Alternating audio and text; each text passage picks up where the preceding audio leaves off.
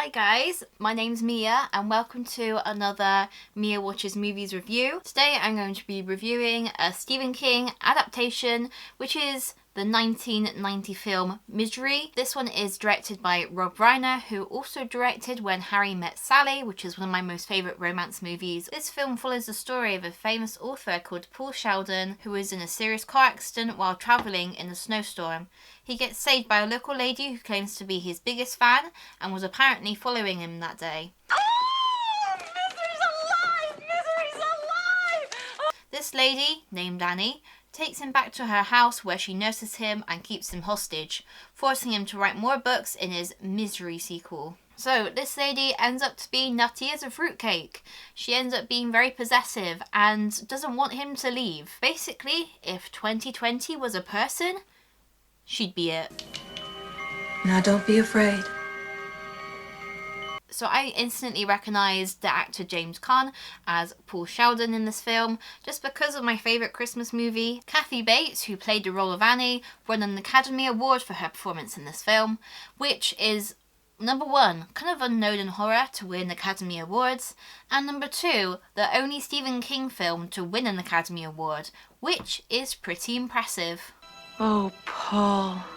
Obviously, Kathy Bates made an iconic performance in this whole movie, but you cannot oversee James Caan's performance either, considering the fact that he spent most of it laid down in bed and relied mostly on facial expressions. He done such a great job at just acting and playing his role.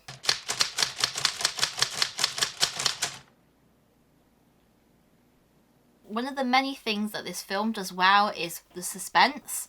So the suspense starts right from the beginning as we see Paul Sheldon for the first time. We see him typing on his typewriter.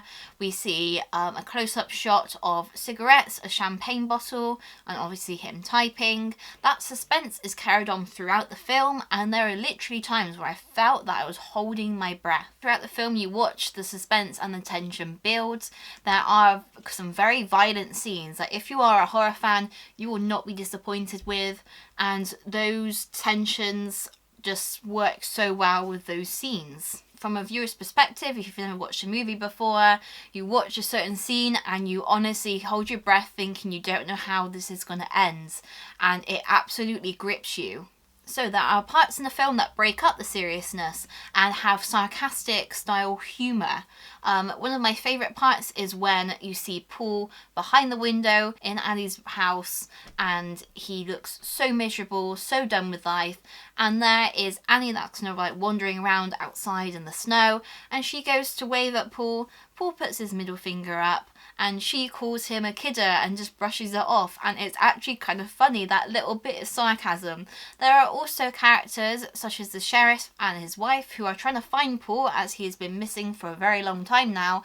They are constantly throwing sarcastic jokes at each other, and it is so great and relatable to watch.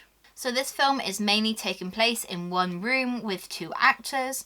Obviously, James Caan's character is just kind of just led in bed throughout most of it as well.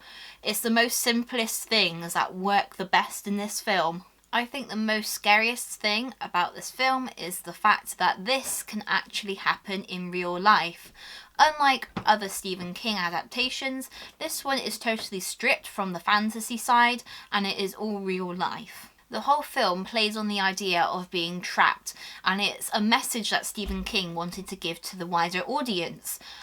Everyone labelled him as a suspense and horror writer, when actually he believed he was so much more than that, and he didn't want to be pigeonholed into that. And it is the idea of living up to your fans' expectations when you don't really want to.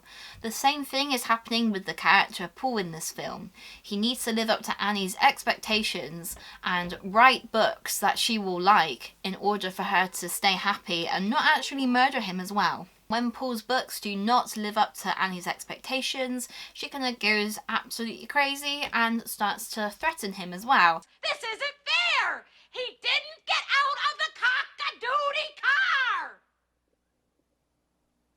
Paul is basically writing to save his life in order to keep Annie happy, and he is also trying to give the illusion that he is falling in love with her just to keep her sweet in hope to escape. So this is one of the best Stephen King adaptations I have ever watched, and it has to be one of my most favourites as well. Therefore, this one does deserve 5 popcorns out of 5. And before I go, I'm just going to answer a question of the day.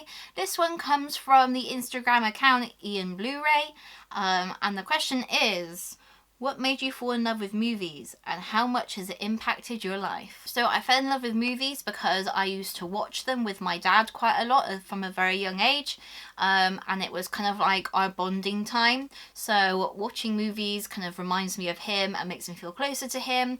Also, it gives me a chance of escapism as well, and I just feel kind of like in my own little bubble and just very safe when I watch a film. Anyway guys, that is it for today. I do hope you enjoyed this video. Please do hit that like and subscribe button down below, and I will see you for next week's video.